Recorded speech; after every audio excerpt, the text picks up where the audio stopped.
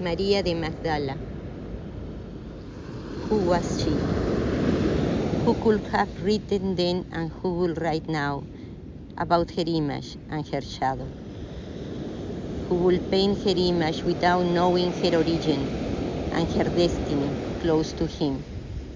Perhaps, is it human to observe and ignore the brightness of the light which emanates without desire? Perhaps, is it human to believe without knowing? What roads led her to him, and which ones will separate her from him? Who will read these lines and confuse the message with the words? Where the memories that unite them will be hiding? Where their bones will be buried? Will they be buried? Or will they be, as time passes by, a slight brilliance of the fire that unite them? Who will write again about them as a testimony of their love, of that love between man and woman that many men and women will deny for them, claiming an example or a secret? Will I be the one writing? Will I come back and find the answers? I will come back to the years in which he was not known for his miracles or for an acquired wisdom. I will cross the infinite arising from the silence echo and the shadow of the light. Will I unveil then what is still hidden and erased by what now is understood as desire and mistaken passion? I will certainly travel through time or in time to write again about love, about the love between two that become one, about the love that makes one of two.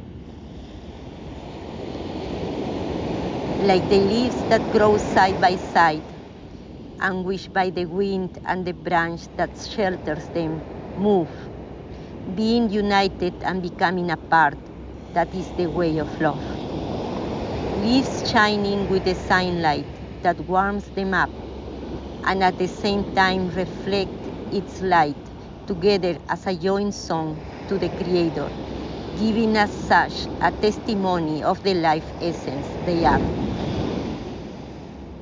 Leaves transcending in the infinite coming and going of the wind waves, like a remnant of the sea waves.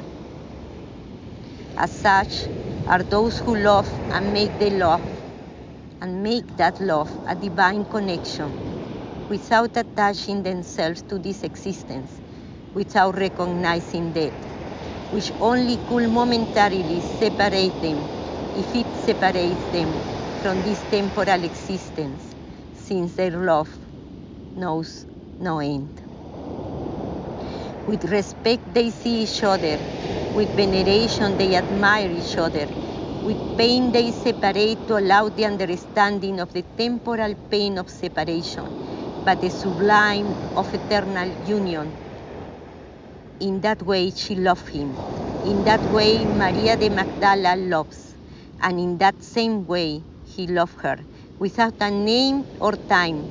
It did not matter the skin color, the word by which he was color identified, the race which marked him forever and differentiate him in the eyes of men. Because men have always known how to differentiate using words, fact and place, but had forgotten the continuity of time and the pain caused by their ignorance about what is eternal, what is. Should I write more? Yes, because it is time to write about something that men and women are beginning to recognize, and since they are beginning to intuit each other, it is really time.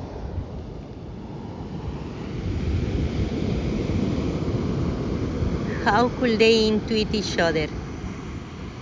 In silence, with their faces to the east, with their eyes close to the external, but their sight connected to the other by the image of a living heart. The heart which does not stop beating, that one which is real after death. Through breathing together, through dying to desires and to what anyone wants, allowing that which could be recognized and be left in the seashore of creation and at the feet of who created us, with humility, without dreaming, with charity and without compromise, with wisdom, without thoughts and beliefs, since the latter are the stone bonds that destroy the fire bonds of love. How to breathe together? Look at the way you breathe, said the voice. How do both could breathe? Do not try to synchronize the breathing. Allow it to flow. In each inhale, a space is created, and in each exhale, it is closed. In each breath, the door to the eternal is open. In each breath, it is closed. Little by little, they align by themselves. They harmonize by themselves, and they become one by just themselves. There is not force, but power. The power to refrain from touching, feeling, and allow perceiving each other as two in one. From there, the bodies know how to find the sensation of love, to which one is connected by love, not by desire, the same way one connects with poetry by inspiration and not by looking for praise or applause. No need to compete, no need to win. There is only the loss of what one believes is to breathe together and to allow what it is. Is it possible that the fire bonds appease emotional passion? Fire bonds are true passion, the one arising from love and not from desire to possess or to give. Some will stop here, others may have already stopped.